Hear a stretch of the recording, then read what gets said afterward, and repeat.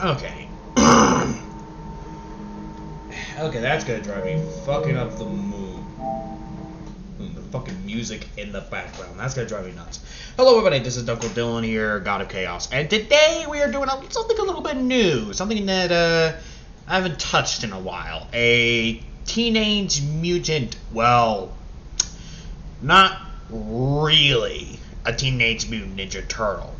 This is gonna be the one shot of, what if Deku was Tigerclaw?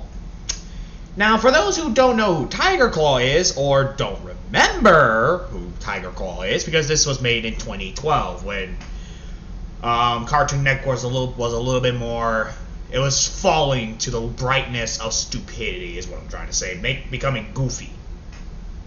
So, here he is. What if Deku was Tigerclaw? Glad to have you here, big guy.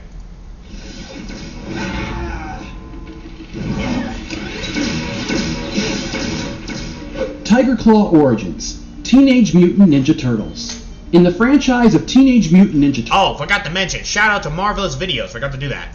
Turtles, the 2012 animated series, is the first one that is 3D rendered. It gained huge success and admiration from the fans right from the beginning. Well, to add to its greatness, the 2012 series also introduces us to a unique mutant enemy of the Turtles for the first time. This character is known as Tigerclaw. He is one of the most remarkable and powerful villains in the entire franchise. His absence from the 1987 and 2003 TV series makes him even more mysterious and intriguing. Tigerclaw is an enemy who keeps losing body parts and still manages to make the four turtles suffer in battle. In this video, we will explore everything about Tigerclaw, from his dark past to his ultimate powers. So, without further ado, let us dive right into a new origin video. Before we go into our explanation, we have a very small request. If you like our content, please support us by subscribing to our channel. This is a small clip for you, but for us, it means a lot. Thank you. Let's begin.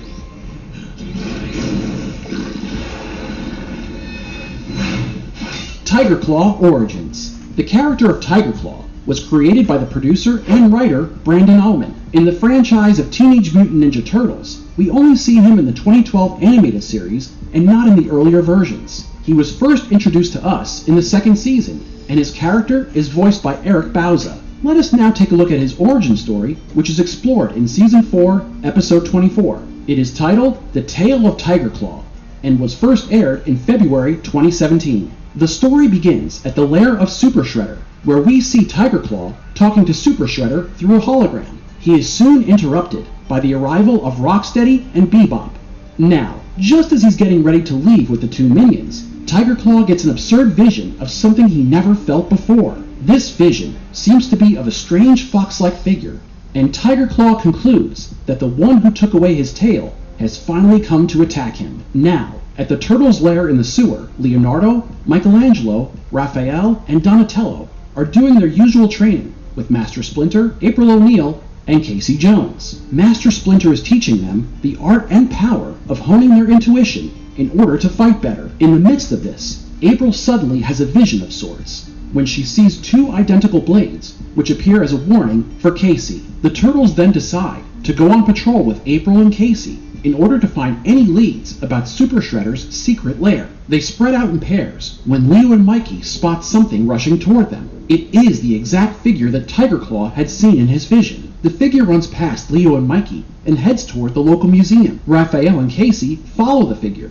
who turns out to be a young mutant fox ninja. They spot her stealing a pair of sickle-like blades from a museum and immediately confront her. She introduces herself as Alopex and refers to the twin blades as the Blades of Vengeance. The story of the blades dates back centuries ago. A pair of twin sisters once owned the two blades. They used them against an evil warlord who had wiped out their family. The sharp blades held a strong curse within them. Even a single scratch from the steel of the blades would curse any man for suffering a fatal misfortune. However, Casey does not take Alopex seriously, and as soon as she finishes telling the myth of the blades, he attacks her. It looks like this fox ninja is faster than he can comprehend. In the blink of an eye, she manages to steal Casey's weapons and leaves him defenseless. But Casey sneaks up on her and uses his taser on her. This angers Alopex, and she starts attacking Casey and ends up striking him on the cheek with the twin blades. She then fights Raphael, who soon runs away when she has a vision about the arrival of her actual enemy. Who is Tigerclaw? Tigerclaw's fears come true as he stands in front of Alopex, who is wearing his severed tail as a trophy belt on her waist. Tigerclaw and Alopex engage in a fierce battle, but when Rocksteady and Bebop arrive and start attacking her, she soon runs away with a promise to return. Now, after meeting Casey, when the turtles talk about Alopex, an air conditioner is about to fall on Casey, but Raph saves him in time. They go back to the turtles' lair, and Leo starts researching the twin blades. Master Splinter then tells them that the blades are known as the Cursed Blades of Vengeance, and their fatal curse has only been known to ninjas. They soon realize that what Alopex had told them about the blade was true, but Casey is once again saved from another fatal injury. Apparently, the only way to reverse the curse is to use the blades on the one who inflicted it and wound them. This would pass the curse back to them. As a result, the turtles decide to go hunt down Alopex. At the same time, Rocksteady and Bebop start asking all kinds of questions to Tigerclaw about Alopex. So, the moment we've all been waiting for finally arrives as Tigerclaw tells his story. It turns out that Alopex is actually Tigerclaw's sister. His real name is Takeshi, and both he and his sister were born as normal human beings. One day, when the two were playing on the playground of their small village, a portal opened up that led to Dimension X. They thought it was a magic door and wanted to check it out, so they entered. However, they were captured by the Krang, who started conducting several experiments on them. The Krang mutated them and turned them into animal and human hybrid forms of a tiger and a fox. After several months of struggle, the two finally managed to escape the clutches of the Krang through a portal that brought them back to Earth. However, they were now considered monsters, so they could not go back home and were forced to run away. Eventually, they discovered a circus sideshow and took refuge. There, the mutant skills of the siblings were appreciated and proved to be of value, but soon they turned to a path of crime and began working in the criminal underground as top-level assassins. Everyone feared the notorious duo of Tigerclaw and Alopex. But Alopex always held a grudge against Tigerclaw for destroying her life by turning her into an assassin and a mutant fox. So, during a battle, she tried to kill him, but ended up cutting off his tail instead. He had gravely wounded her before she fled, so he thought she would have died, but clearly he was wrong. Tigerclaw continued being an assassin and bounty hunter, and was eventually found and hired by Shredder during his visit to Japan. Now, the turtles finally found Alopex and engage in a battle with her. Casey tries to convince her to help him lift the curse, but she reveals that she can't, because the only way to do that is to either use the blades on her or destroy them entirely. And since she plans on using the blades on Tigerclaw, she would not give it to them. She then runs away to confront Tigerclaw. Upon facing her, Tigerclaw tries to talk to her, but she attacks. The two fight, and Tigerclaw gains the upper hand. He is just about to finish Alopex when the turtles intervene and save her. In exchange, she hands over the Cursed Blades of Vengeance to Casey. But soon, Tigerclaw snatches it from his hands and goes after Alopex. April arrives just in time and uses Tigerclaw's blaster to freeze one of the blades, which shatters after being thrown towards a wall. Casey gets a hold of the second blade, and after April freezes it, he smashes it on the ground. However, Tigerclaw and Alopex continue to fight each other. Alopex is just about to sever his head, but she shows mercy and asks him to walk away. The episode comes to an end when Tigerclaw tries to shoot Alopex in the back, but she dodges it and chops off his right arm instead. I'm going to remove your head next!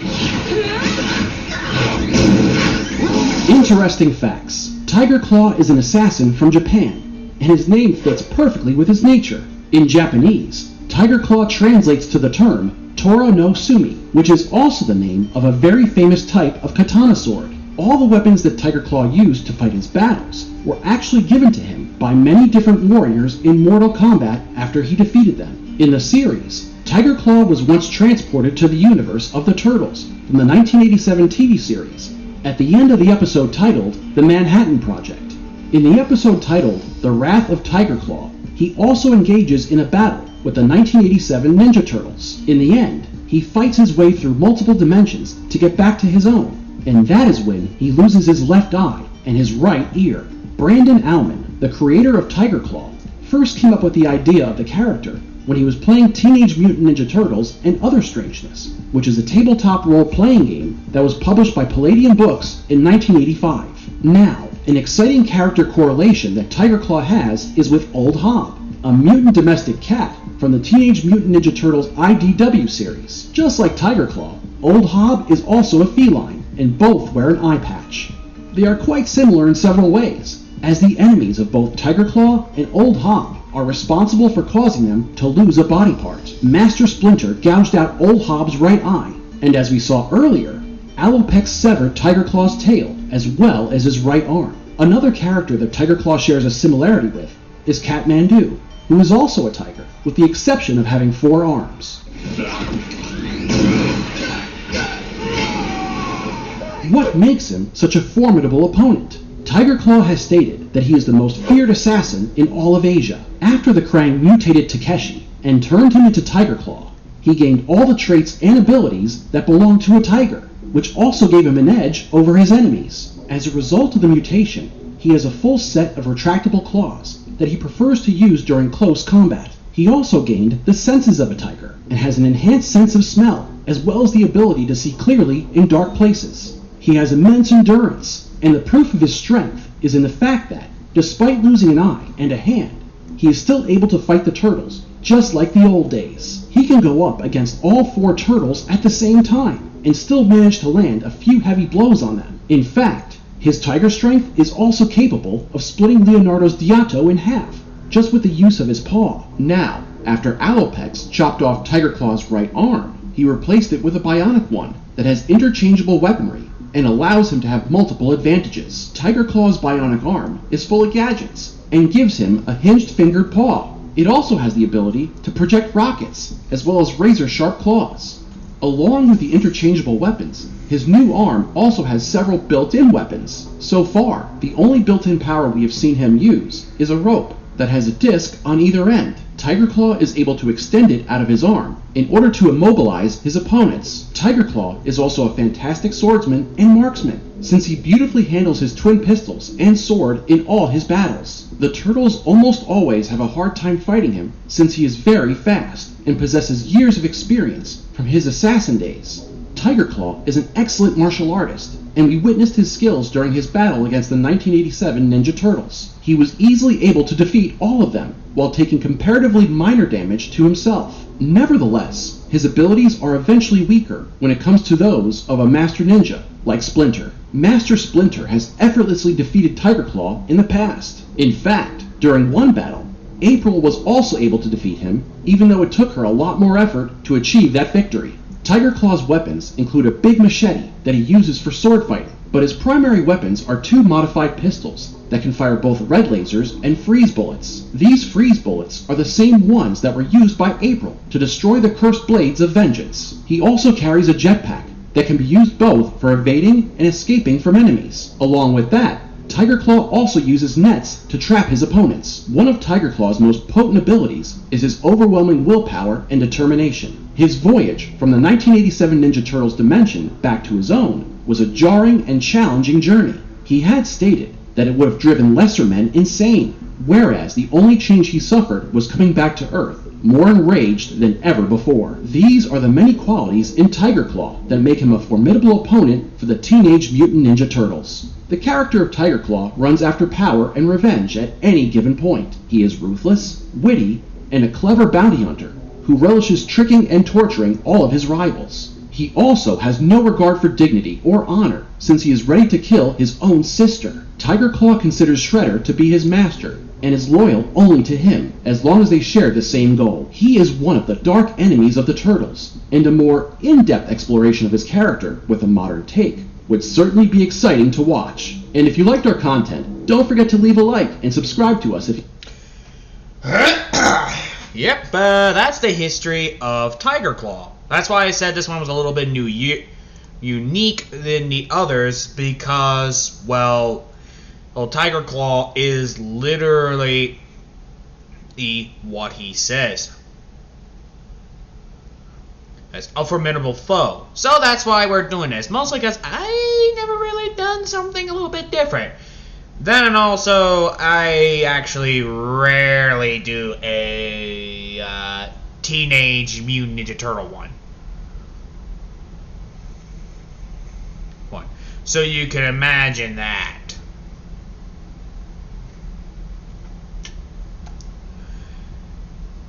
So that's why I started. That's why I decided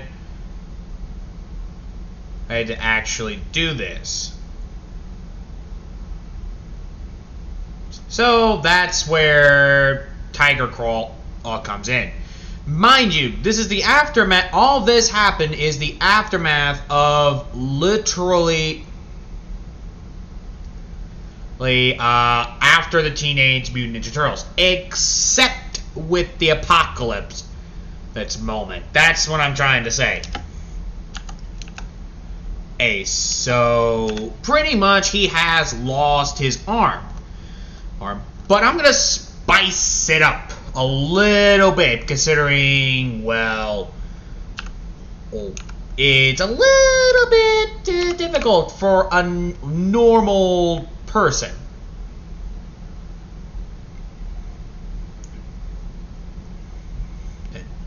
So yeah, with this one, Izuku Midoriya is Tigerclaw. Give me a minute.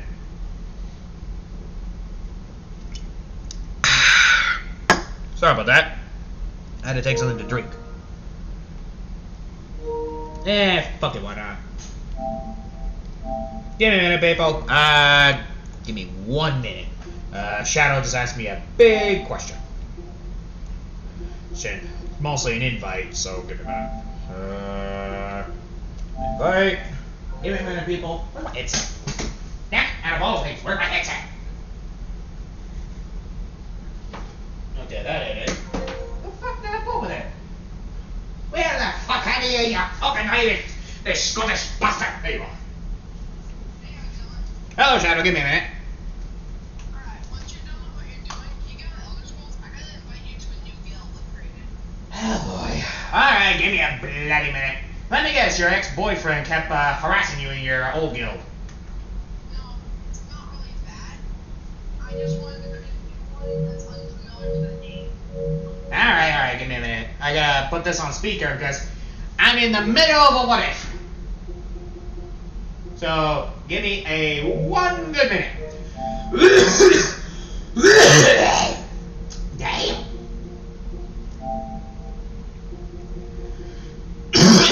Give me a minute. Okay, sound. Nope. Nope. Where is it? Audio, thank you. Hello? Shadow, can you hear me? Yes, I can. Perfect. But like I said, Shadow, you caught me at a moment of defensiveness. You really caught me between my radiants, and literally they were down under. Like a scorch. Oh, sorry. Yeah, I'm literally making a what if about Tigerclaw. You know, the one we talked about before. Well, my controller decided to be a little bitch. So yeah, that's what I'm doing. What if Deku was Tigerclaw? Oh, now pretty much. What? To the app. Okay, I thought you said, huh? Oh no. Oh. That hurt. What you gotta do is you gotta go to the guild and leave the mythical dust packet. Oh, mythical. It'll eventually fall apart. Oh, That's you want the last deal I had. mythical dust pack? Yeah, it was. I don't play werewolves as much anymore. Plus, I wanted to give a whole new meaning to guilds, so. Alright, give me a minute. Alright, there's my Argonian. But yeah, I gotta recreate my werewolf one. Don't dare put me off topic. Do continue your what if though. I'll let you know when I invite you to the guild. Alright. Don't worry, Shadow. It's not really that bad. You just caught me on an off-guard moment. Sorry. Which is really sneaky of you. Sorry about that. Oh! So you said leave guild? Okay, guilds. You said the mythical dust pack, right? Yep. Alright. There we go. Left it. Now it's... Alright. Give me a minute. I gotta find the audio. I don't want to get copyrighted by this fucking music. Ah. I'll turn the master thing down a little bit because I don't really like doing that. Little shit. There we go. I'll turn it down all the way. Thank you. Besides, because the music is just... Don't get me wrong, the music's good, but it's just plain as... Bleh. Alright. I've sent you the invite. Alright, give me a minute. That should do it. Alright, let's see. Aha! Alright. Alright, let's see this new guild before I start this what if. Sorry, people, I wasn't expecting this. Scales of the Embody Knight. We are a band of chaos, death, thieves, and maybe you learn us? Maybe you heard of us? Nah, probably not. Maybe because maybe you've killed thousands of innocent NPCs or stolen 1,000,000 jewels from Queen Iran. Well, whatever. That may be you, and all are welcome. Oh, so this is like a It's a bit of a guild. It's work in progress. I hope to get more members eventually. So a fancy way, this is like a criminal guild, is what you're trying to pull. Basically, yes. So it's like the Dark Brotherhood mixed with the Thieves Guild. And Nightingale. Sneaky, you are very sneaky, Schnatter. Did I just call you Schnatto? Schnatter. Shanato, everybody!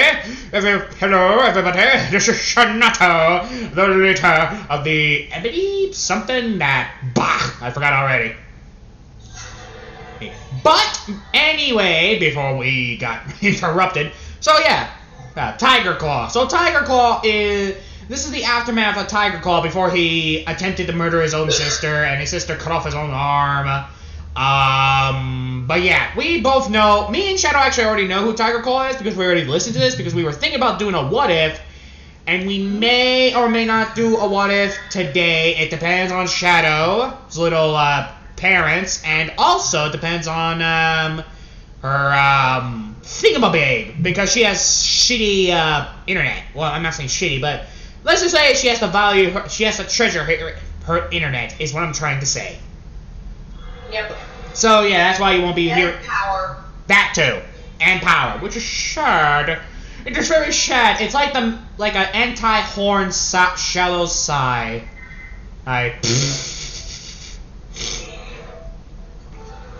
See here. Next time when Dark gets on, I'll have to invite him. You're Darth? the officer, by the way, Dylan. Huh? You're the officer.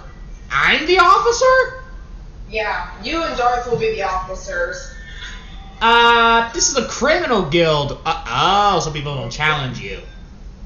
Yeah, kind of thing. Okay, that makes sense. There are 6 rules within the guild, so please do keep them in mind, but you don't really have to follow Okay, that's... them. Most people probably won't anyway.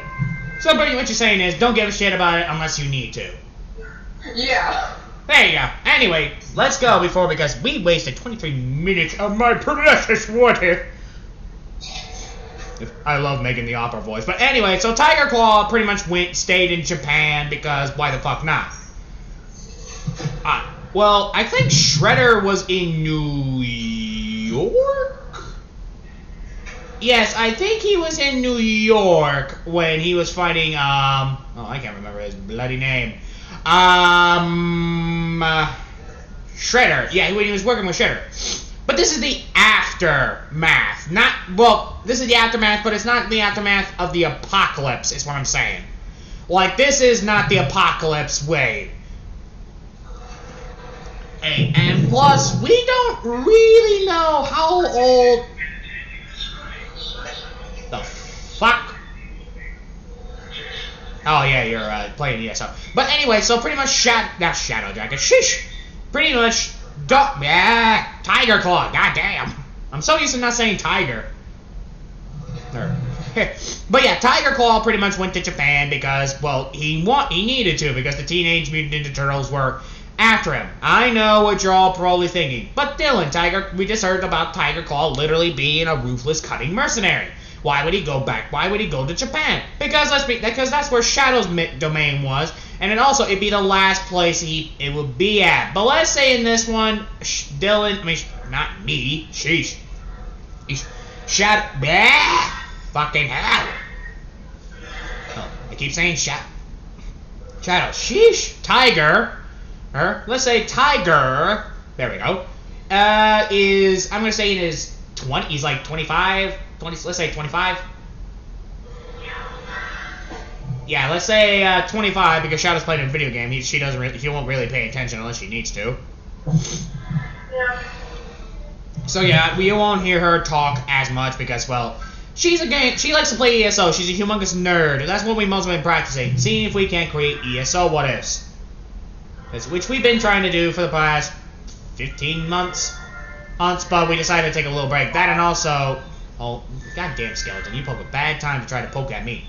But yeah, pretty much we've done that. We've gone through the fight of this is the aftermath. So pretty much, let's say, like I said, Tigerclaw is like in his 20s because we don't really know his age, but I'm gonna say he's in his 20s for safety precautions of the what if. So pretty much Tigerclaw moved up to the to Japan, and he still keeps his jetpack because he doesn't feel like going through traffic. And people noticed that people started getting powers through the mutagen over the past years. But let's say Izuku pretty much just moved on and actually still does his mercenary life. Well, actually, mercenary bounty hunting life. That's the best way I should say. Mercenary bounty hunting life. Because that's what Tigerclaw technically is. He's a mercenary. Well, actually, no, let's just say he's just a mercenary. That's the best way I can say it. So pretty much Tigerclaw moved away and literally found a way to literally destroy is the way to get away from that place. So when he gets to Japan, he literally started doing contracts. So we actually started, and let's say he actually gained a little bit of a title around the place. Like everyone know him as Tigerclaw the Merciless, or the Mercifulest. Merciless? Is that the best way of saying it? Merciless. Yeah, Merciless. There we go. The Merciless Tiger. There. Or Tigerclaw the Butcher. That's the best way to say it. Tigerclaw the Butcher.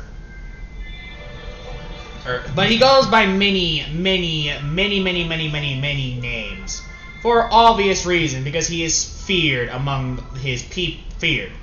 But that does not mean he is not respected. Let's say people like Nezu respects him for his skill and deeds. All Might, however, hates him because he took innocent lives. Yes, All Might actually gives a shit about people. Well, ain't that a surprise from my channel, huh? I wonder how many people are actually expecting me to actually make All Might a dick or something.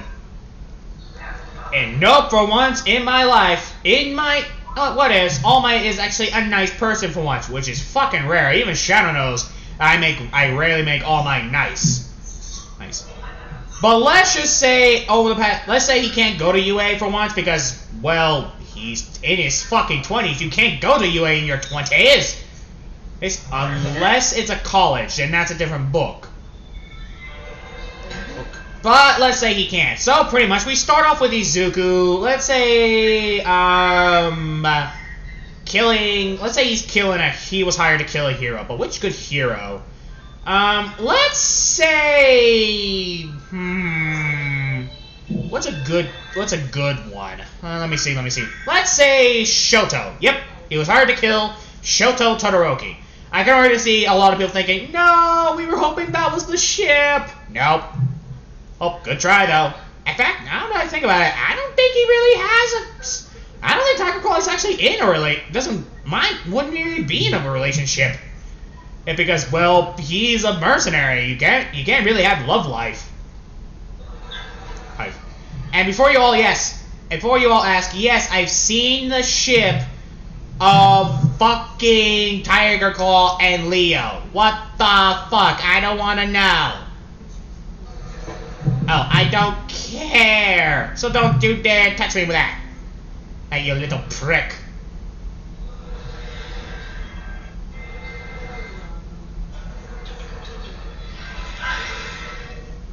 So yeah, this is when Izuku says, alright. Anyway, this is when I say to Katz, this one I say to Izuku Midoriya. Yeah, this one when pretty much Izuku's fighting, well, Tigerclaw. Well, when Shoto fighting, well, Tigerclaw. He fights him, and the fight is as well as you expect. It pretty much goes to literal shit. Like, for the enemy, anyway. Right? Mostly because Izuku is, well, Shoto has a lot of advantages, but he also has a lot of disadvantages. Because let's just say Shoto's still an idiot, and he still holds a grudge about his daddy giving him a boo-boo. So he refuses to use his father's fire, which I think is fucking bullshit. So what if he gave you a big fucking boo-boo? Shadow got her heart broken and she's not complaining. Uh-huh. So yeah, you can imagine that. And only cowards mourn. Either, here's my wisdom for you if you got broke up. Get the fuck over it. I mean, you're all probably thinking in your head, what would you do if your boyfriend dumped you? I wouldn't blame him. Because number one, I am probably the worst influence in America. And that's fucking saying something. And I mean, I'm a fucking god of chaos, not the fucking god of charity. Blech. Sure, a lot of you guys are probably gonna think, but you started doing good what ifs before. Yeah, but that's before I act like I give a shit. But then I got the safe call from God saying, okay, you go back to your evil ways now. So yeah. But anyway, back to the video before I lose my patience. Now, pretty much Tigerclaw comes across Shoto. And he pretty much didn't even put up a fight. He just snuck up behind him and literally just stabbed him in the gut. No, literally, it was that easy to kill Shoto. Oh, how was this easy to kill Shoto? Quite fucking easy. Shoto was doing the most dumbest thing that any man would do. Ooh. Texting while fucking walking. People fucking do that. Which just fucking pisses me off. Let's be on it. So you can imagine my pure, disgusted annoyance.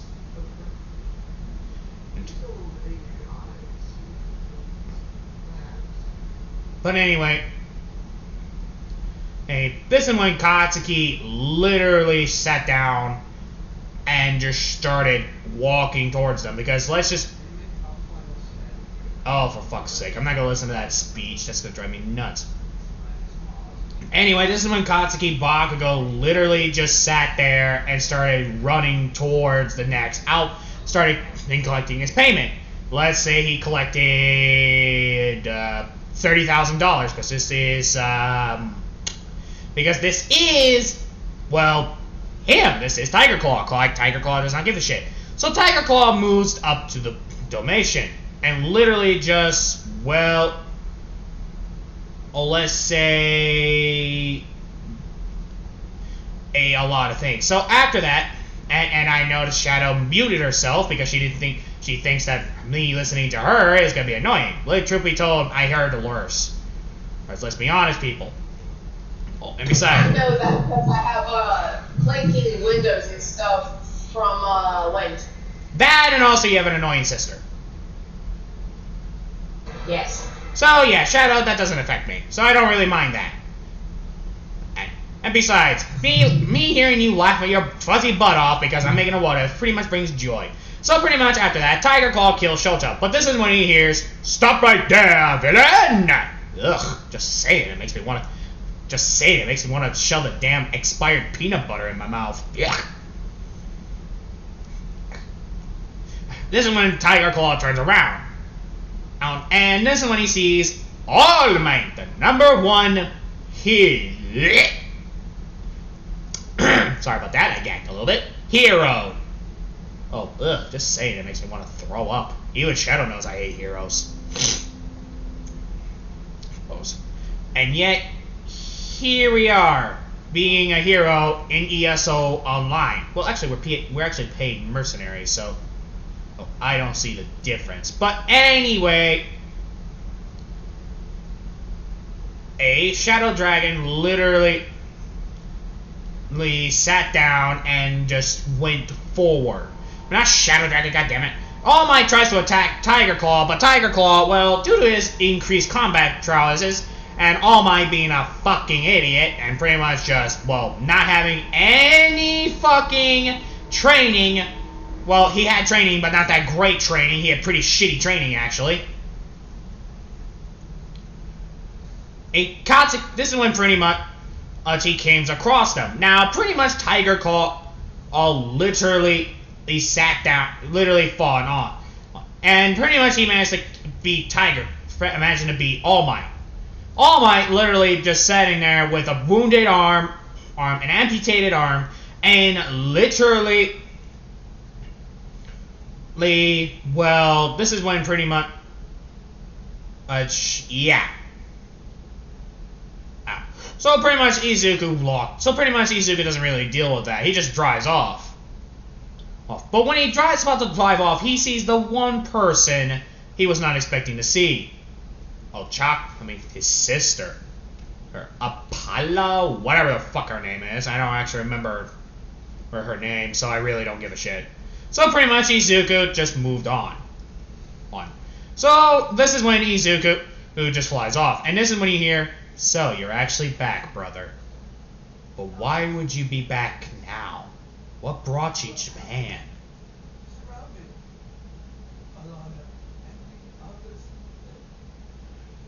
Oh, great. My character's wife is dead. So pretty much, this is when we get to Tigerclaw, who comes to let's say, an abandoned apartment.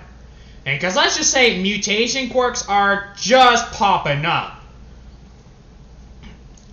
But I'm going to spice it up. Let's say the Fox Girl, because I will not remember her name. Even Shadow knows that name is a little bit difficult to remember. And she's used to making fucked up names that I could never remember.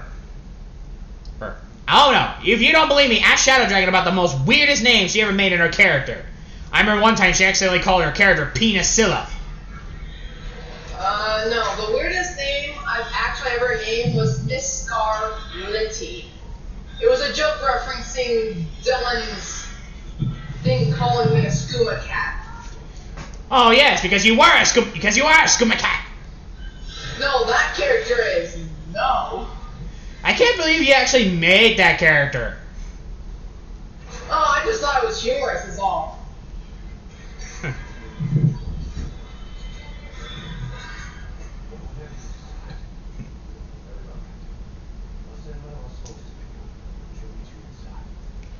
But yeah, Katsuki, anyway, this is when Izuku Midoriya literally just gets to this old apartment. Now, this old apartment has been abandoned for, like, years. No one has claimed it. Mostly because people think it's haunted. Really, people are just scared of the rats. Yep, that's half the reason why they don't come to the damn place. They're scared of rats. Which I don't fucking understand why. I mean, I don't care about rats. It's like if I see a rat, I'm thinking, "Aw, dinner!" Unless it's carrying disease. And that's a different book. But really, I can also see a pet because, number one, I love rats. Why? Because they're adorable. And also, they keep neighbors away. Okay, like, I just had to see someone saying, "Would you like to donate to our Lord and Savior?" and just show them a rat. No, but I'll donate this rat that has plagues. Fuck off! Well, I literally did that to a person who was asking me if I could donate charity to a certain community, and I just told them to completely fuck off because I did not feel like dealing with it. Oh, I am so evil. And I'm proud to be evil. But anyway, Shadow knows that I'm evil because why else would I pull this stuff? Yeah. So pretty much Shadow, learning that I did that, pretty much started up. So pretty much Tigerclaw living in his new domain, he literally started to walk off and dealing with. Yeah, I figured.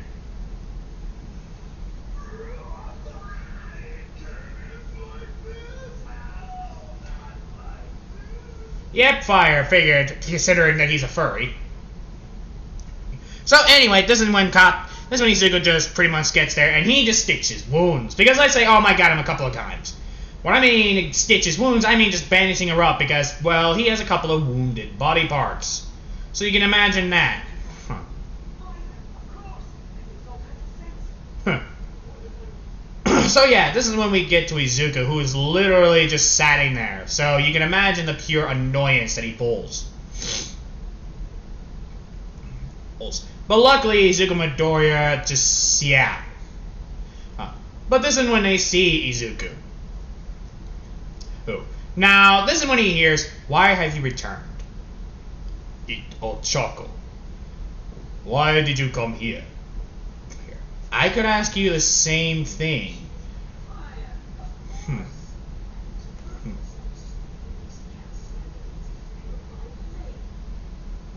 So yeah. This is when he says, "Look." I mean, this is when Choco says, "Are you here to attack?" Like, "No. I no longer work for the Shredder. And you took a body part. I do not see why you should attack me.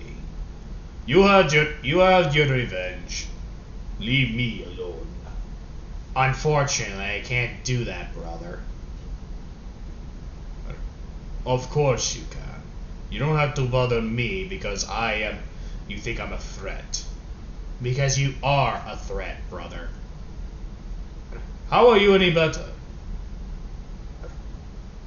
Even you've done the same things that I have. You've killed people before. You are no better than me. You just try your best to think that you close your eyes and you do a couple of good deeds and it will all go away. Well, I'm afraid to tell you this. It does not go away. It never will."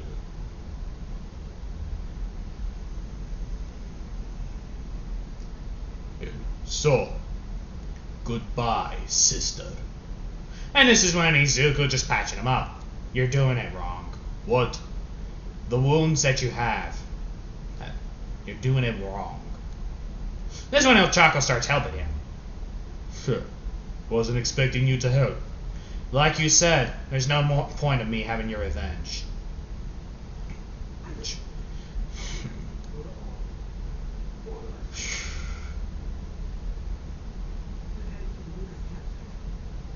This one pretty much they start. Alright, this one El Chaco just walks off.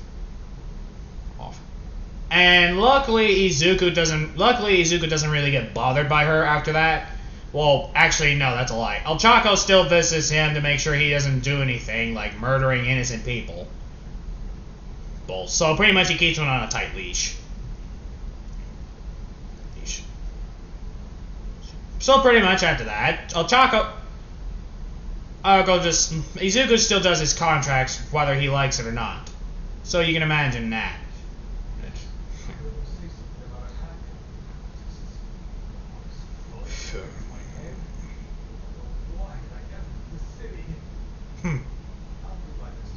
Anyway, this is when Izuku just clean, pretty much just starts fixing his wounds, and literally, well, they get them healed. Sure, they're not the best healed, but they're not the worst healed either. He had worse wounds healed from himself.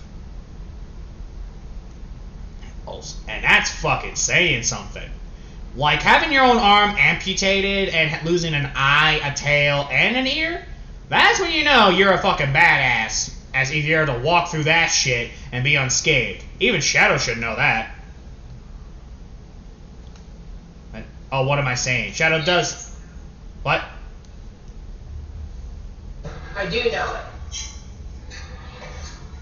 Yeah, so pretty much we're OP. So yeah, pretty much Tigerclaw is a metaphorical word for OP-ness. This is when pretty much Tigerclaw starts leaving starts going to doing his next job. And his next job is what you expect from a fucking person like Tigerclaw. Going after another hero.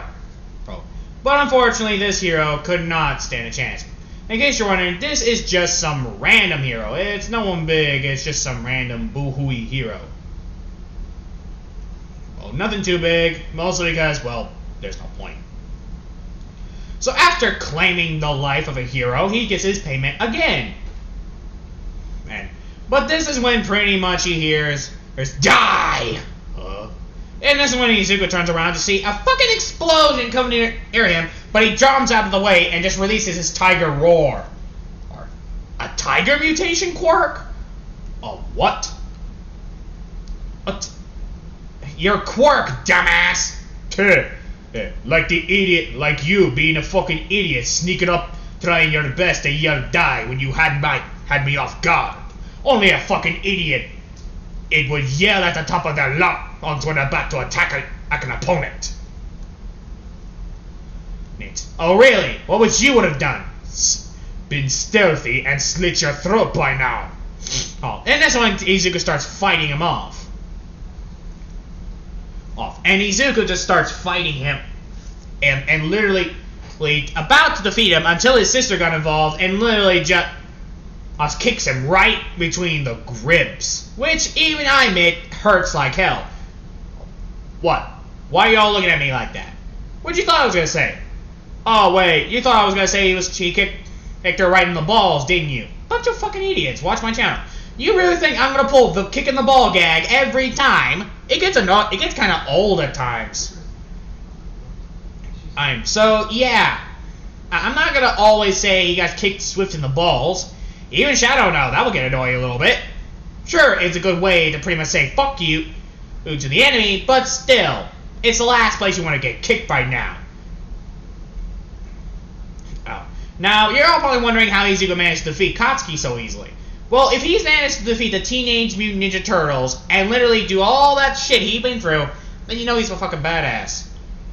Like, his mental mind is far more powerful.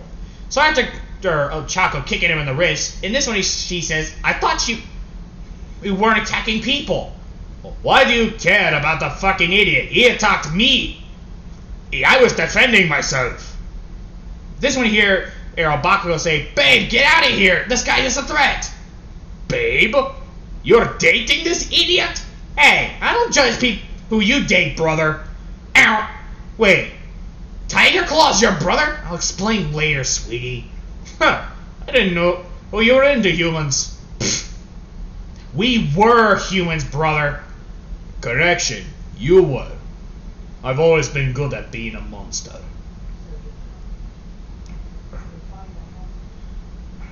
That's not true. Ooh. Even I admit, I still find hope that you'll change. Then you are a fool. And this one he's attempt to fight up. This one he's about to strike at Ochako, but this is when he feels something. He gets dizzy. Gus. This one he turns out to see Midnight. Hey there, hot stuff.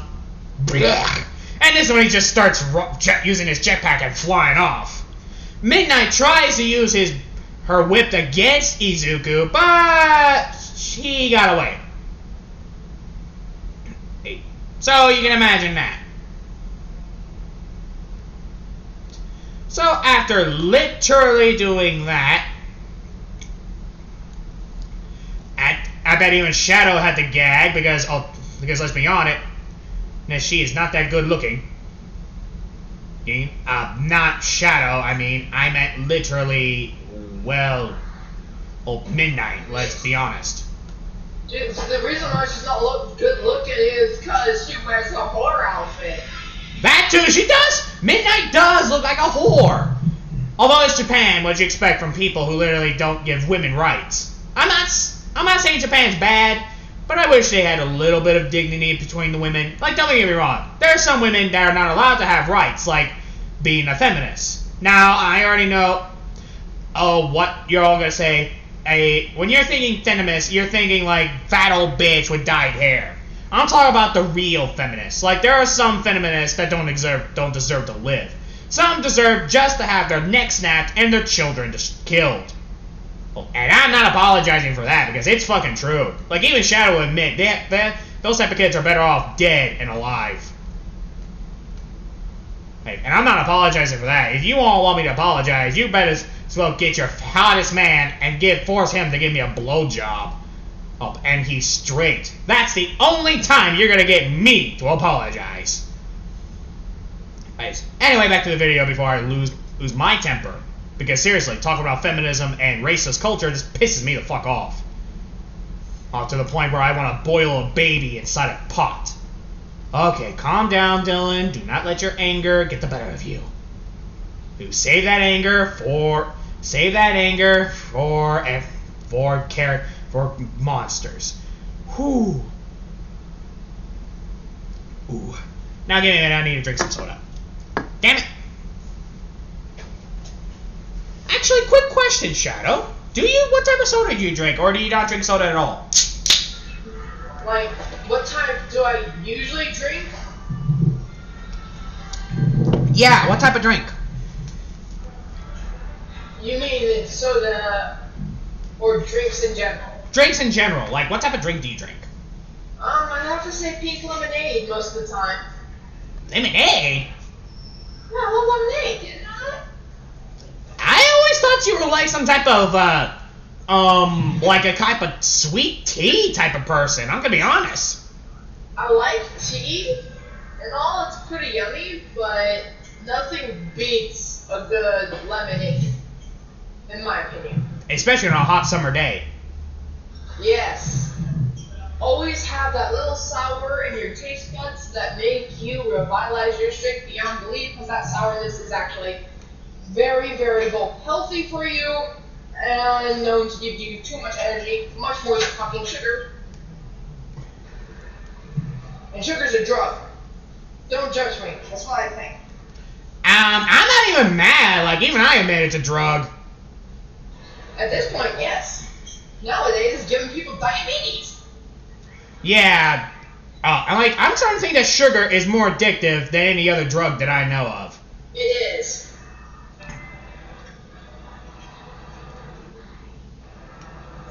Like, a bunch of scientists straight up fucking studied it and admitted it beyond your popular belief. Yeah, so and that's why I only drink diet soda. Don't fucking judge me. Like, don't get me wrong, I prefer I prefer diet soda between all others. Let's admit it, people. Diet soda is the best soda. You all can disagree on the comments, but at least it's more tasteable than water. Come on, people. I don't know, I think water's pretty yummy. Okay, how about this? It's better than some of the shit that people drink. Like, you know, back in Africa, people drink cow blood, right? I know. There's even a cannibalistic tribe over there, if I remember correctly. Yeah, I actually always wondered what cow blood tastes like, so... I'm gonna have to go to Africa one of these days and actually give it a try. I think South Korea allows people to have blood, to buy blood in packages like that for the people that eat or drink, because they make like a stew they make stew out of blood of animals. I'll keep an example is ox blood stew. I actually had ox blood stew one time. When I'm a god, so I know that. One person actually sacrificed me ox blood. I was thinking, okay, might as well give it a shot. It's actually pretty good.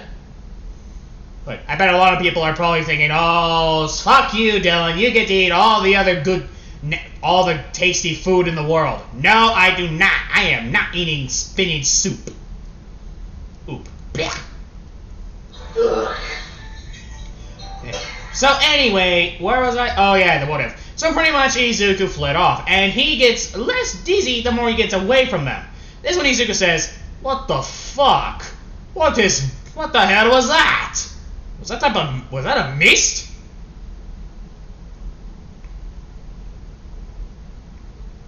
Ugh. Man, my head feels like someone whacked me in the head. And ugh. Man, I feel dizzy. Focus, Tigerclaw, focus.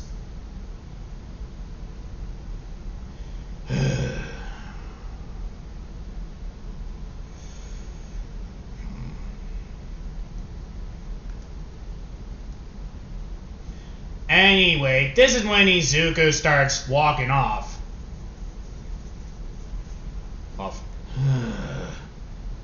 But But this is when he smells something burning. What does that smell? Wait. Fire! And this when he realized the heroes followed him. God damn it! One time I let my guard down again! I'm getting slow. What made me think that the heroes wouldn't follow me? And this when he jumps out with his claw, with his weapons ready and pretty much ready to pounce. This is when he sees Endeavor. Hello there, Tigerclaw. Here to revenge your fallen son? I care little about that. That was his fault for letting his guard down. And it's a hero's job to be ready to die for its people. You sound like a certain person I knew, who I respected. Tigerclaw respecting someone. But you have no honor. I'm a mercenary. It comes with the job. Oh, there is no honor when you're fighting someone like me! And that's when Izuku starts attacking Endeavor. The flames start extending from Endeavor, but Izuku pretty much fights off the flames. And this is when Izuku even uses his laser with pistols. Still actually uses his ice pistol because he knows the red one is not really going to do much against, well, someone like Endeavor. So he uses that and starts fighting Endeavor off with the cruelty and the swiftness of a tiger. And due to tigers being extremely nasty little bastards, even I admit I would not face one if my life depended on it. And let's be honest, I would not. Unless I'm hungry, then I'll actually face the tiger. But lucky for you guys, I don't eat tigers. I actually find them quite adorable.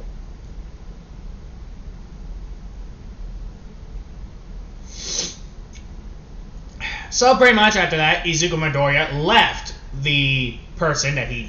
So Izuku literally managed to defeat Endeavor, but got burned in the process. Like, he actually has a nasty burn scar on his left side.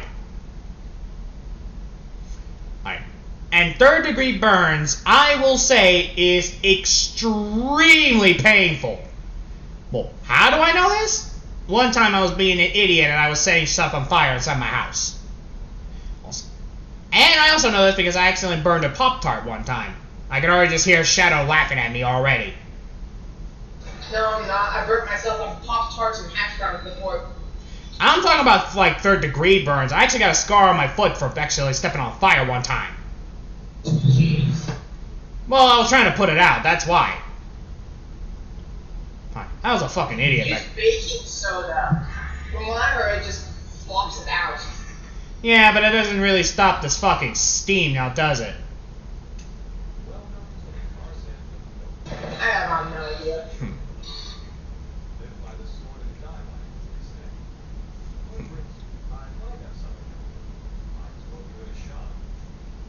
Anyway, where was I? Oh, yes, Katsuki Izuku Midoriya.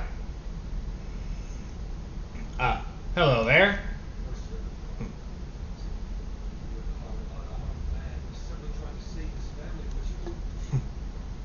Oh yeah, Dylan. Yeah? I have to head off here in a little bit because my dad says the power ain't doing so well. Alright. After I nab this Sky Shard on my guild event, then I will go ahead and head off. Alright, see you later. Actually, I'll head off the game anyway because, well, you know why. So, pretty much fancy way of saying is, see you later, Shadow, and hopefully I'll talk to you tomorrow. Yeah, I'll probably be on later tonight too, like around after 8. So, you'll be on at 12. I'll be on at 8, not 12. Well, it's 8 right now. Alright, well, see... my time. Alright. Right now it's 6, okay? Okay, so see you later, Shadow, is what you're trying to say. Yeah. Alright, see ya. Bye-bye. Bye. Alright, you heard it firsthand. Shadow is alive, for all you worrisome fans. And so, yeah. Oh, fuck my neck. Ooh, having headphones around your neck does not feel appetizing at all. Ooh. Man, my neck hurts. So, anyway, for Shadow, this is when pretty much Tiger actually is about to walk off, but then the mist hits him again. Oh, foamy burp. Fuck. I hate that.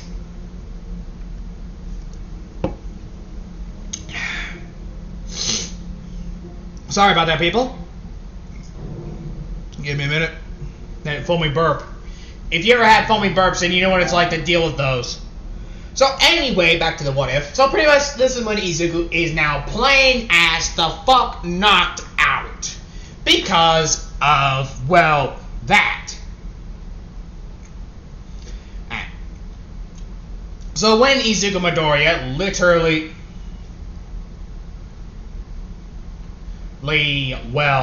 this is when pretty much they knocked him out. But this is when pretty much he wakes up an hour later. And this one he just wakes up to see himself shackled and somewhere else. The fuck? Where am I? Brother? Chaco. Why am I cuffed? She gives a look like, really? You're gonna ask yourself that? Ugh. Don't even try to use your claws. Those cuffs can only be activated by a card. Shite. This one he sees his arm is pretty much bandaged up. You bandaged it. Not this time. Bakugo did. Did you force Bakugo? No, I did not. Deku. Call me that again, and I'll rip your fucking hands off! This is when electricity starts shocking him. Babe, we talked about the collar. He insulted me! Me. You know he hates that word. I'm going to rip your eyes out, and then I'll kill everyone you love. Oh great, now you got him pissed. But babe, you can't let your pride kick in all the time. You're right, I shouldn't. And listen, Tigerclaw, I guess. You're not gonna call me Izuku? The Izuku we knew is dead. He died a long time ago.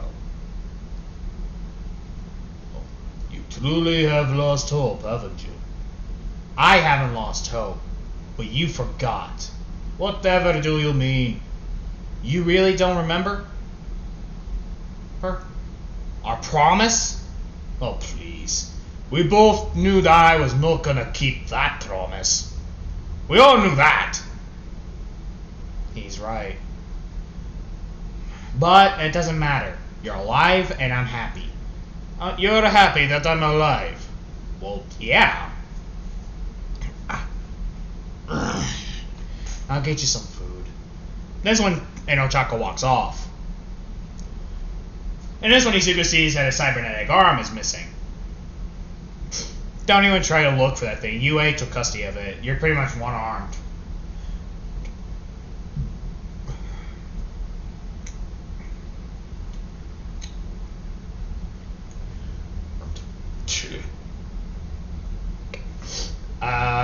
Your sister told me you like almond milk? Sure.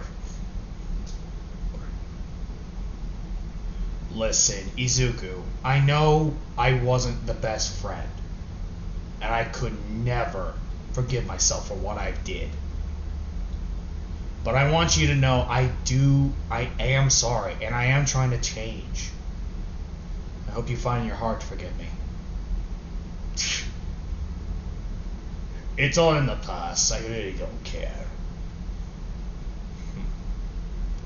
You look like you did. Otherwise, you wouldn't react to me saying that word.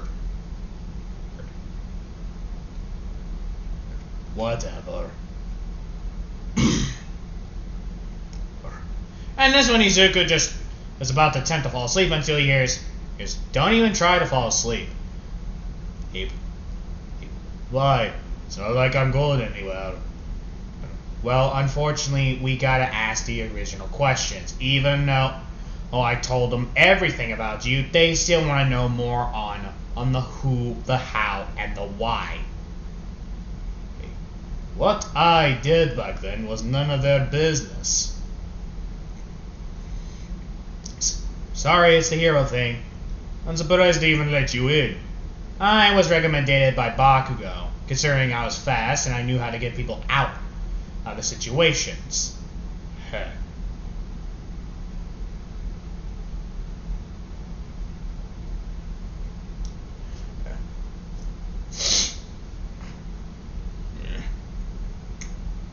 Anyway, with Izuku, who is now just walking off, who is now just sitting down, answer your pathetic question. And pretty much they answer the questions, and it's everything like what happened in canon and what he did. And he tells the honest truth, even though even Bakugo admit that some of it didn't really sound like it actually happened. But considering how he met his girlfriend, he's gonna let that slide, considering, well, oh, you know. Oh. He doesn't even try to deny it, he just tells the honest truth. Well, at least you're telling the truth.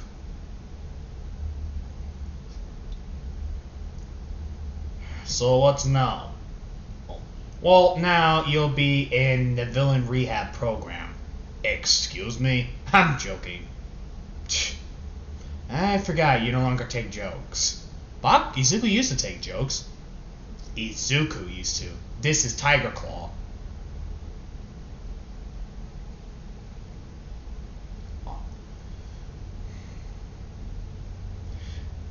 They want to know what happened to us too. Izuku explains what happened to them in their childhood. Bakugo doesn't know what to say. This one he hears, This one he hears, hey, do you? If you're thinking I care about what happened to Inko, I don't. She's probably long dead.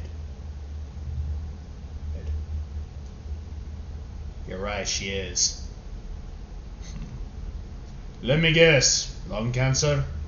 How did you? She tried her best to hide her smoke. But even I knew what she was doing. I didn't really care.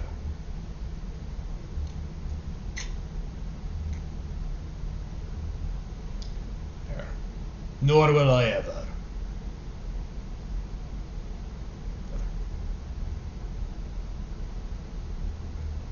So pretty much Izuku sat down.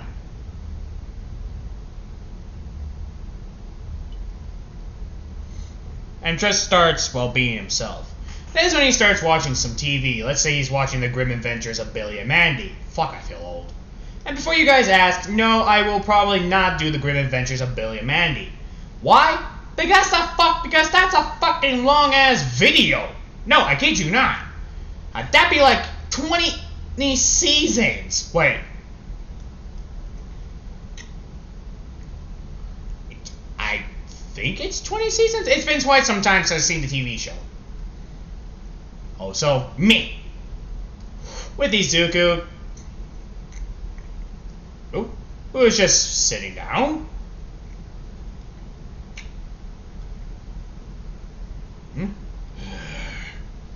This one Izuku just thinks to himself, to think I used to watch this as a kid. This one Izuku's thinking, I pretty much similarized myself to Mandy when I was a kid. Anyway, this one Katsuki says, I can't believe you're watching that kid show. I can't believe you're dating my sister. You still see her as your sister? Just because I'm a mercenary does not mean I did not care. I'm just good at hiding my poker. I'm just good with a poker face. Well, Nezu has a proposal for you, and you're allowed to kill people. Oh really? Now where have I heard that lie? For once, Izuku, it's not a lie. Right. Just leave me alone and let me watch TV. Alright. And this one, pretty much, he starts watching TV. And this one, Bakugo picks up. rings Nezu. Oh, hello, Bakugo. He's not interested. What makes you so certain? I know. He thinks it's a... Here's the best thing for me to explain. He thinks it's other bullshit. He thinks we're fucking with him. So, he truly thinks that we're out there just... He truly thinks that we're here for the... We just want him as a weapon. Like I said, Nezu, he does not care. Nor will he ever again.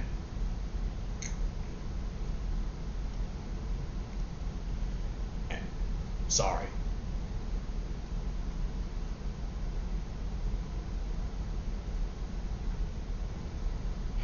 Well, at least we tried. You're gonna try to talk to him on your own, aren't you? Yes, what gave that away? Well, for starters, you were quite fascinated when you saw his weaponry. I've never seen a blade that he carried, along with his blaster. How can I not be curious? I don't know. Maybe because he's literally a threat? Bakugo, you think everyone's a threat. I know Tigerclaw. I knew him since childhood, or at least I thought I knew him. He does not care about people. Who says I was hiring him to protect people? Who says I was going to hire him to help lives? He's good at taking them. Now you're starting to think like the Shredder. There's a lot of rogue heroes, and there's a lot of villains that are too dangerous to keep alive, and you know it, Katsuki. What they don't know is that Izuku is overhearing this with his ears. Even though he's watching a cartoon. This is when he hears, "Hey, brother." This is when Izuku is surprised to see a baby. Meet your little nephew. He looks a lot unlike you when you were a human.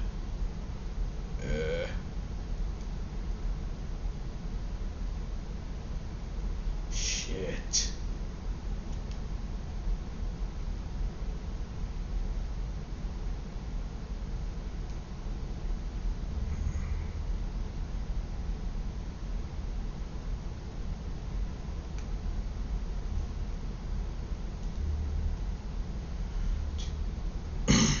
This is when Izuku just sat down.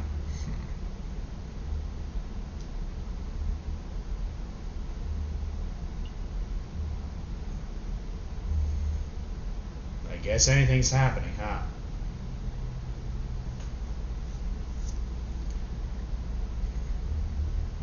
I guess anything's possible.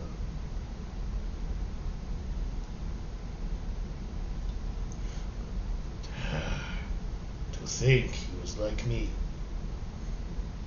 You know, he has a lot of your personality.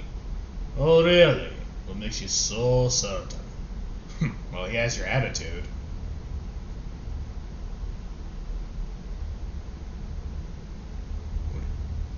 Anyway.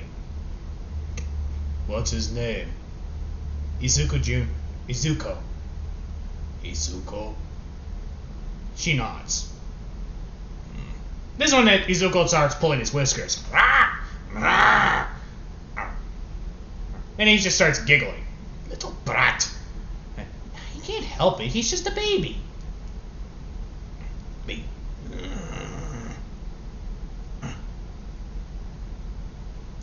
Just get your tail away from me. You know, you can act all pig and tough, but I know you care. Whatever. Just leave me with my cartoons. I still can't believe you watched that show. It's more educational than SpongeBob. Oh, and it's funnier than the Looney Tunes. And then it's funnier than that disgraceful Very Odd Parents.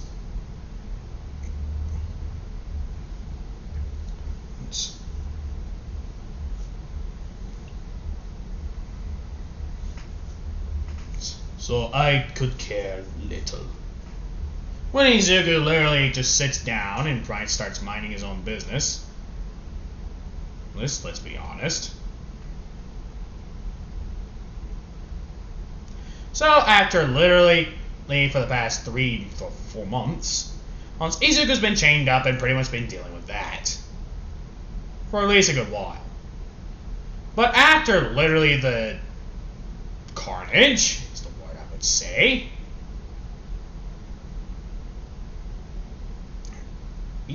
Now, Izuku just starts moving. This is when pretty much he sat there for a good 3 or 4 months. But this is when pretty much, after those months, he's gotten used to being around the kid. And pretty much he's less talkable and more on just drinking the milk and just watching cartoons. But he still keeps his mental mind in check.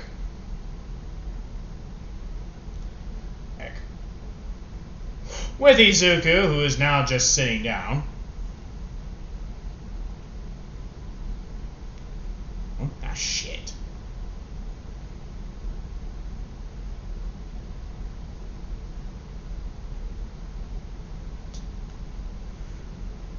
Now, after the talk, after that, this is when pretty much Katsuki, he hears a knock on the door. Huh? I wonder who could that be? He starts going to the door. Hello? Hello there, it's young Mr. Bakugo. Nezu, what are you doing here? I wish to talk to Izuku Midoriya. Yeah. You're not gonna get him to talk. What makes you so certain? Please, I knew him since childhood. He's not gonna talk to you. You're a stranger.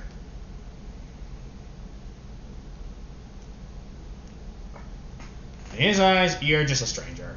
Trust me. A lot of heroes tried and failed. This one pretty much, he also sees All Might. If you're here to force him, no. I came to get... No, Nezu forced me to come. And for protection. You should have brought Midnight. Hey. This is when Izuku pretty much is sitting down, and let's say right now he's now just watching... Let's say, what's a good one? Tough Puppy. Yep, in case you don't remember who Tough Puppy is, Tough Puppy is this secret agent TV show that he's watching. Now, mostly, if I was me, I would say, this is a pretty good TV show. But Izuku is thinking, this is a load of hoo-ha. This is the most shittiest load of hoo-ha I ever watched. Why the fuck do kids even watch this stupid shit?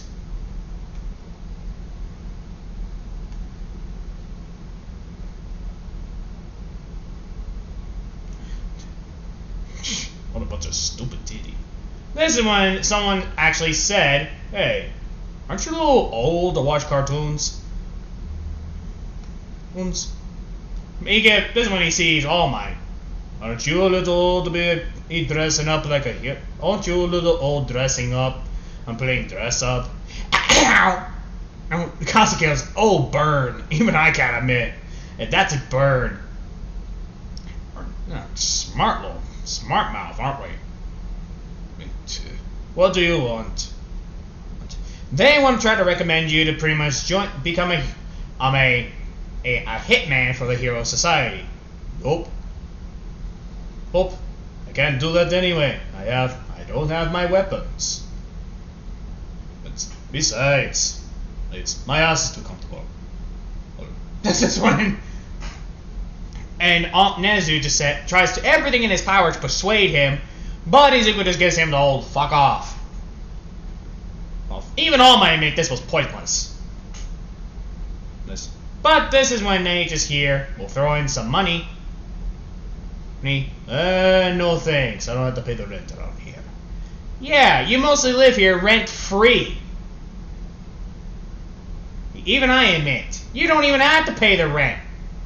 And you literally live here for free. You frickin' jerk.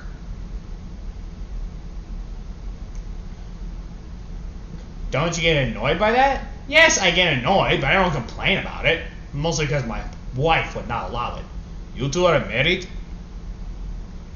Me and her have been married for quite some time, actually. So yes, we are married. That explains the baby. I'm surprised you're not complaining about the kid. The only thing I have to complain is not me always sleeping on the couch. Which I can't go anywhere because, well, he points at the shock collar. And that's when Nezu realizes his cuffs are off. Mind explaining the cuffs? He's literally armless. And besides, Izuku just sits there. Besides, Tigerclaw just sits there and do absolutely nothing, so there's no point in us actually putting... anything around him. I see.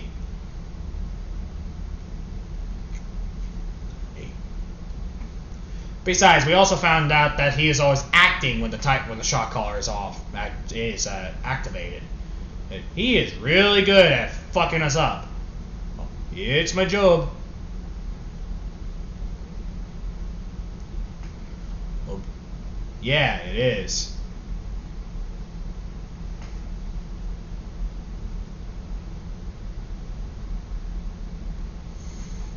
This is when Izuku just sat down.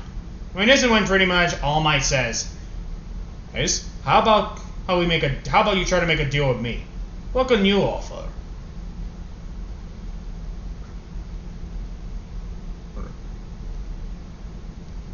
That you have. What could you possibly offer that would get my attention? Well, how about... Okay, how about... I pay you. You pay me. Nezu literally tried the money part. This one, Ochako says, how about please? Izuku looks at her. Gives her the really look. Think of my son.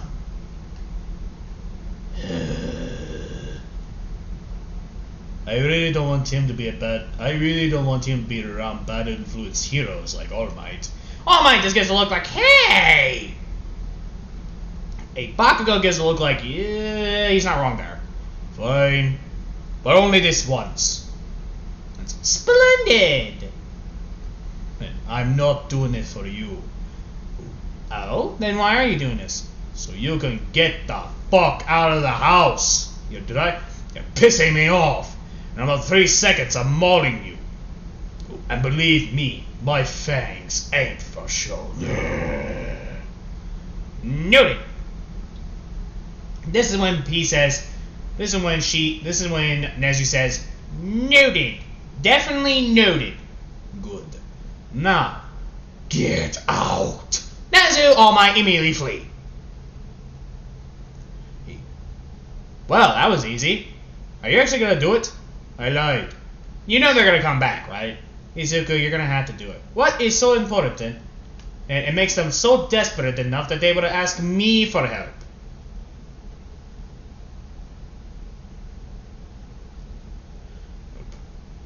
Well, it could be anything. Like I haven't heard that before. Besides, sister, I actually am pretty tired of killing. Wait. Are you saying you're actually retiring?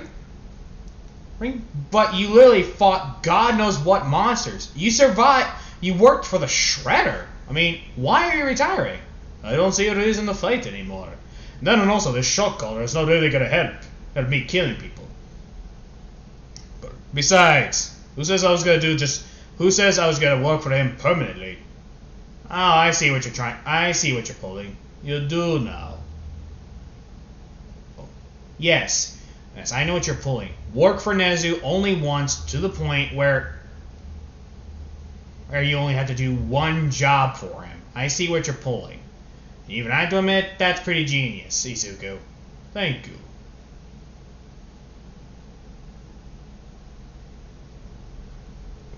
I guess I have my ways, don't I? Yup.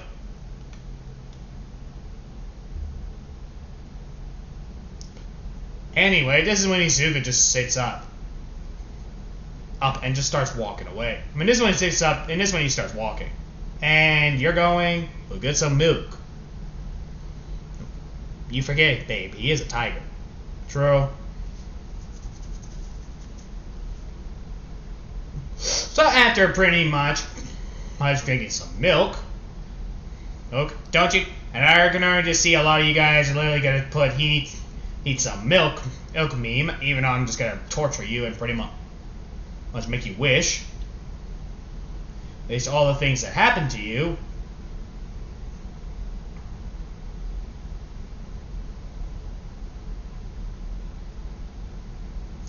So yeah. So pretty much Izuku headed off and literally just sat down because he's just annoyed. But this is when he sees his stuff delivered after 3 or 4 weeks ago, aftermath, and he puts them on.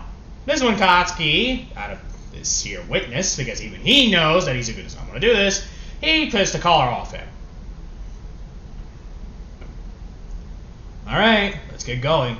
Where the fuck are we going? We're going to UA. UA.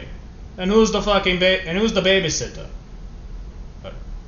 This is when this is when Ochako and Ibakugo look at each other. This is when they pull rock, paper, scissors, shoot. Oh, dang it! Looks like you gotta babysit, brothers. Looks like you're babysitting, honey. You know what? I'm actually happy. Let's get a little bit of father-son bond. Come on, brother.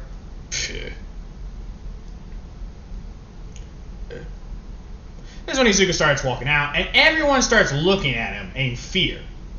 They really don't forget, do they? Izuku, brother, the things you've done is not that easy to forget. After all, you did kill Shoto Todoroki, one of the most liked heroes. Why did you kill Todoroki anyway? I was hired by a mourned father who hired me to kill him because he raped his daughter. What? But this one she gets it. Oh, you're just saying that in public, aren't you? Yep. A sneaky prick. I'll give you that. Thank you.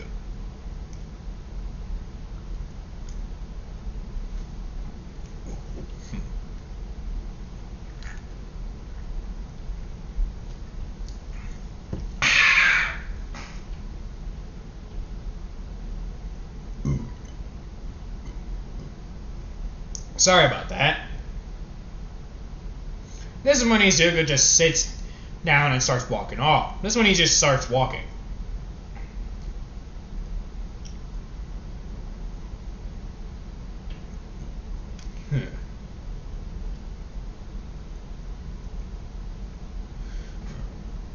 You know, this is when pretty much they start going, actually leaving. But as soon as this is when they get to UA. This is when he sees it. What a shitty ass place. I could already imagine a couple of heroes disagreeing. They think it's the similarity of. They think it's the symbol of heroism.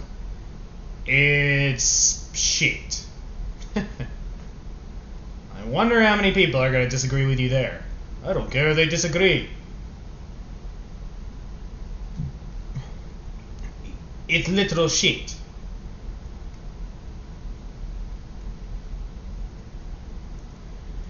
I don't care how many people disagree. It's shit. This is when they go in. And this is when Nezu just look. This is when Izuku sees Nezu with a hopeful and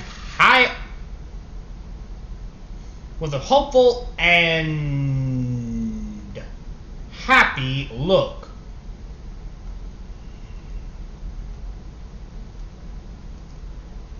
What the fuck is with that look?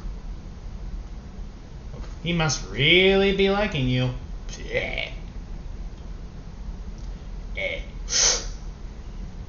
With Izuku, who's actually got there, Eren just walking up there, all the heroes either look at him with disgust or look at him with fear.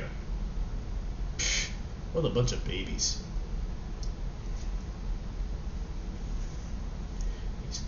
Well, what'd you expect from people?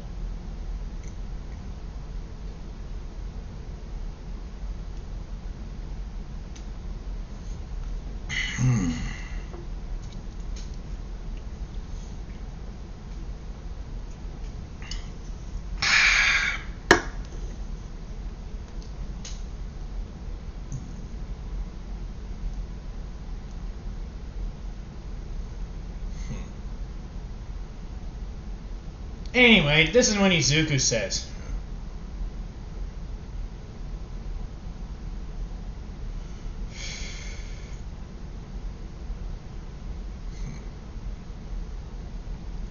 this is when Izuku just gets ready. Because, well, Izuku does not really care. There.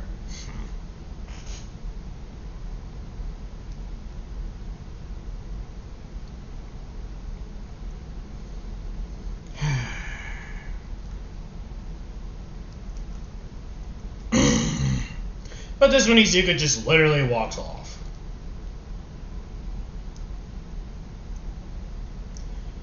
And this is when they just get to the location. Is this literally... This is when they start walking off.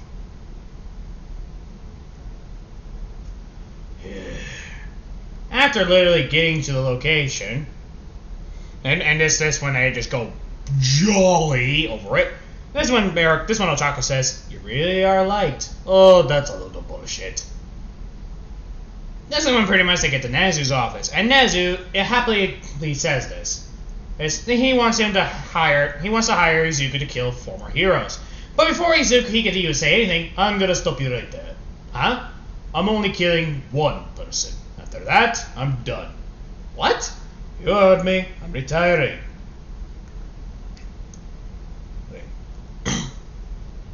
I'm done with the villain. I'm done with the merc life. Sure, payment was good, but I think I'll just stick being a house cat from now on. Ochako smiles, knowing that her brother's finally moved on. But that doesn't mean I won't be hesitant to kill you if you come near the house again.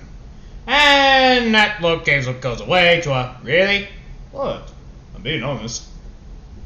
I am a little bit disappointed that this news bears to me. Get over it. This is when all the other heroes are thinking he should not be left off so easily. He should be thrown in prison. Very well. Well, in that case, how about this? It's nope, one person, non-negotiable. Very well. With an annoyed Nezu, with an annoyed look, realizing that he's not going to get his way. He realizing that just now.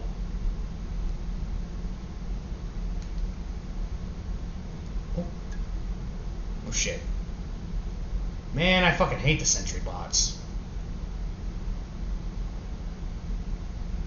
Sorry about that. This is when Izuku says, "Alright, see you later." I mean, this is when Izuku just walks up and literally... Is that an albino stack? That fucking is.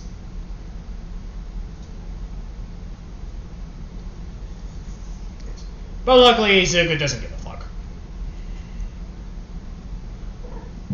Ooh, excuse me. This is when Izuku managed to walk up and literally find... I mean, not find... This is when Nezu says, "Very well, then here is your assignment." This is when he just looks at it. "You want me to kill a villain? You want me to kill a hero?" "Yes. This is the only time you'll be doing killing a hero, considering that you won't be helping the Hero Society anymore." Or, yeah.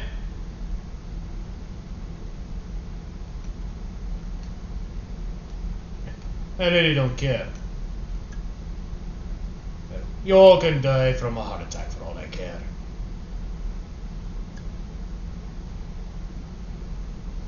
It's not my race.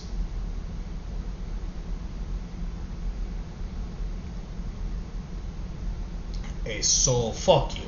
So pretty much this is when Izuku gets the contract.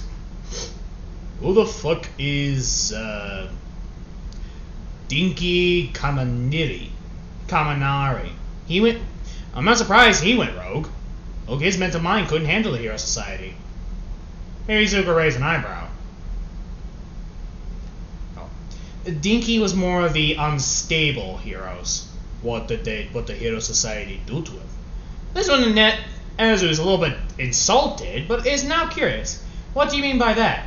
I've seen half of your hero. I managed to kill 23 heroes today. I managed to kill 124 heroes to be date.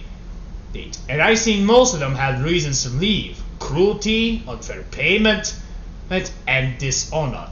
And that's coming from me. And I thought I had no honor. I know when someone's pulling a poker face, and I know when someone needs to be hanged. Right now, I'm seeing the one person who needs to die. And that's you, Nezu. Everyone starts getting ready. What makes you think I need to die? Project Nomu. Ring a bell?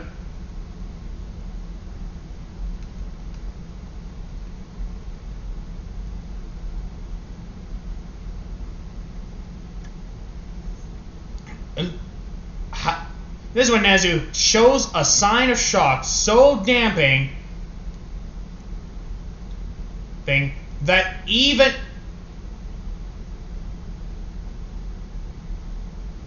from the Hero Society they could not accept.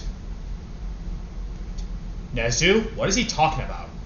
I have no idea what he's talking about. I swear.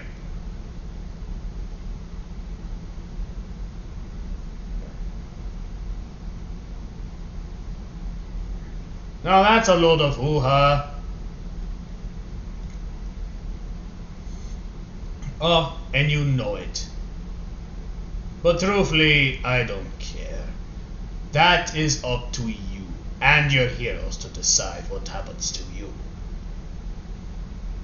This one pretty much, Izuku says, I'll take the contract, but I'm talking to him before I kill him.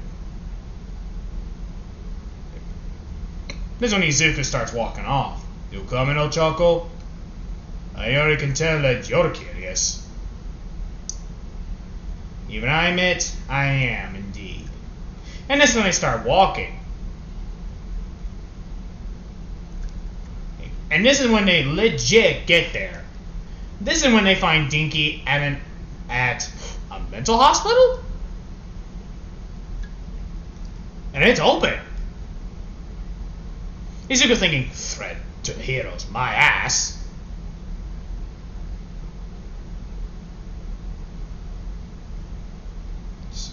This is when Izuku literally walks up and looks at them.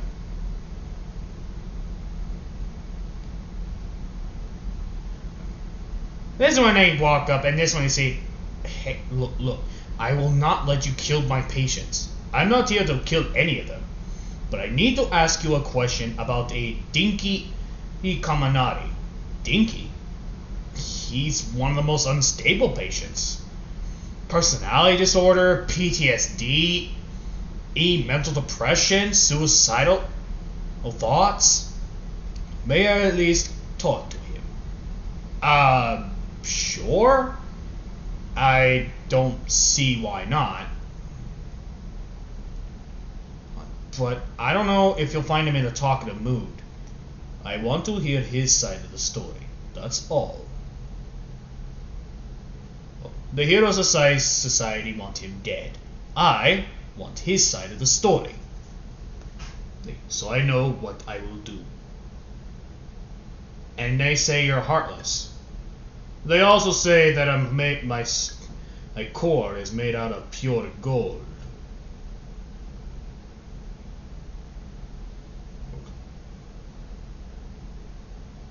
And yet here I am. Right. This is when pretty much they start walking off. This is when they start going to the mental hospital. Even Ochako was a little bit concerned. Once they get there, they see him. This is when they hear him say, no. The 7 message to the 4. Cuts, bruises. Nezu! Ooh. Izuku gives a look like, sheesh, what is he seeing? Crane. Oh, dear. Mutagen. And Mutagen. Shredder. Super Shredder. Apocalypse. Prevented. Yes, prevented. This one he knocks on the glass. Huh? Hello, Mr. Dinky Kaminari. This one immediately Dinky runs to the thing and slams him. You! Tiger Fury. They killed their turtles, yet go good. Why? May I talk to Dinky? Yes, Dinky. You're here to see his side of the story. Yes. This will happen. This is acceptable. Oh, but Dinky sleep. I can ask, I can try. Let me hear your side of the story. What did Nezu do to you? Nezu, experiment. Experiment. It's new superhero. New weapon. Creating perfect weapon. Perfect machine. Perfect hero. Villain catcher. But not great. Oh no. No.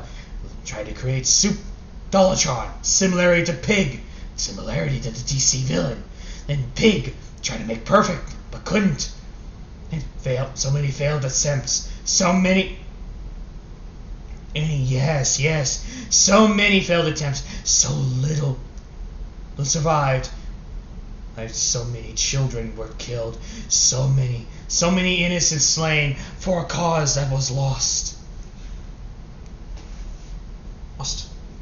Not many survived. Some killed themselves. Little girl who killed herself. Eerie name, Eerie. Slit her throat. Yes.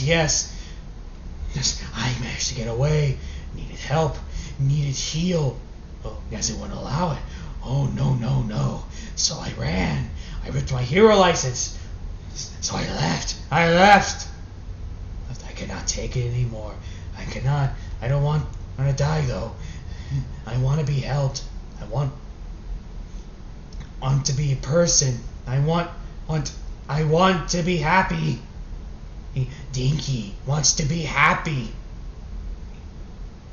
What they don't know is that Izuku is recording the whole thing. I'm not going to kill you, but you gave me enough evidence. Do you remember where the location is? Yes, I do. I do indeed. I know where the bad room is. I remember as if the gods showed me the devil. But there is no God. No. No God at all. No God.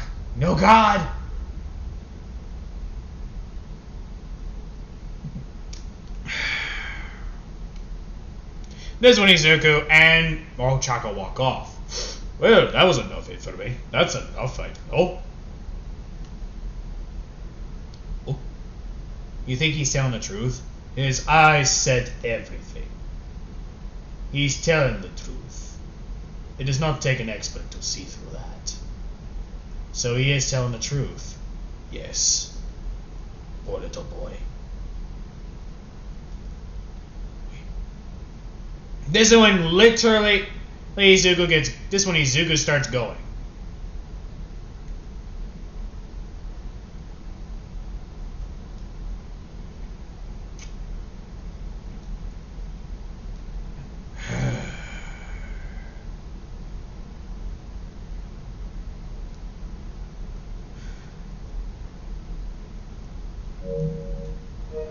This is when Izuku just starts walking off.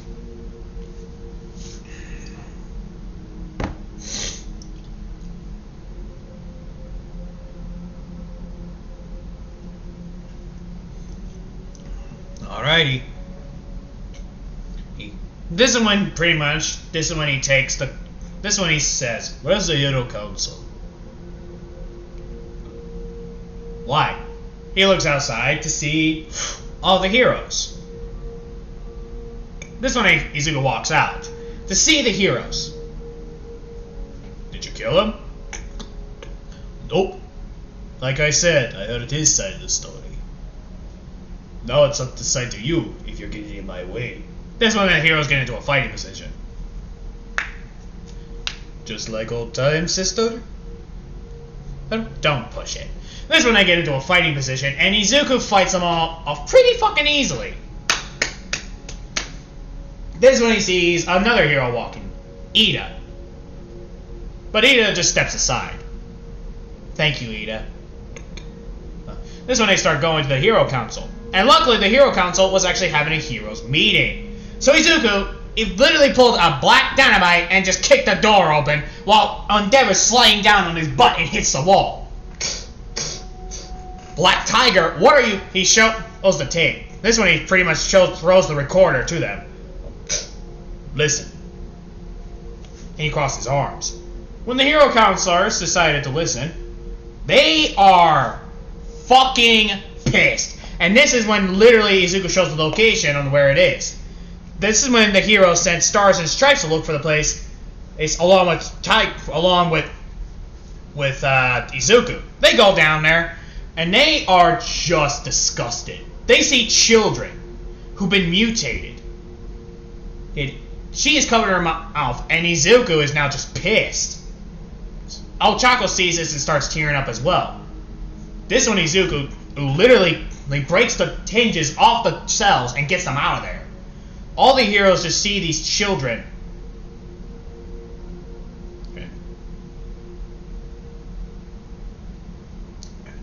And literally, they are just there. Immediately, Nezu was arrested for his crimes, even though Izuku wanted to kill him, but he didn't. He restrained his anger. So pretty much after that, Izuku became a house cat. So over the past years, Izuku just sat there and watched TV, just being a normal cat.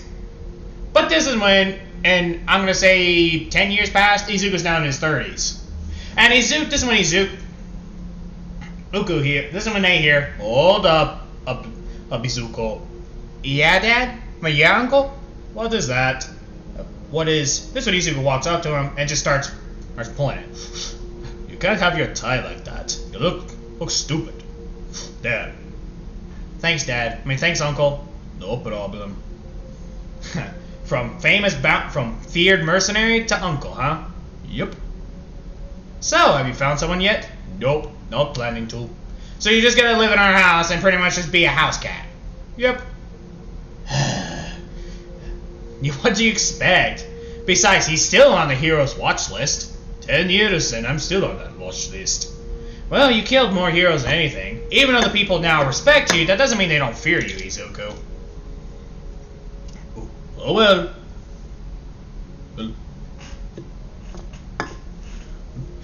So, this is pretty much it. That's where the end of it. This has been one shot of What If Deku Was Tigerclaw. Like, comment, subscribe to the channel. This has been Uncle Dylan here, God of Chaos, and I'll see you all in the next vid.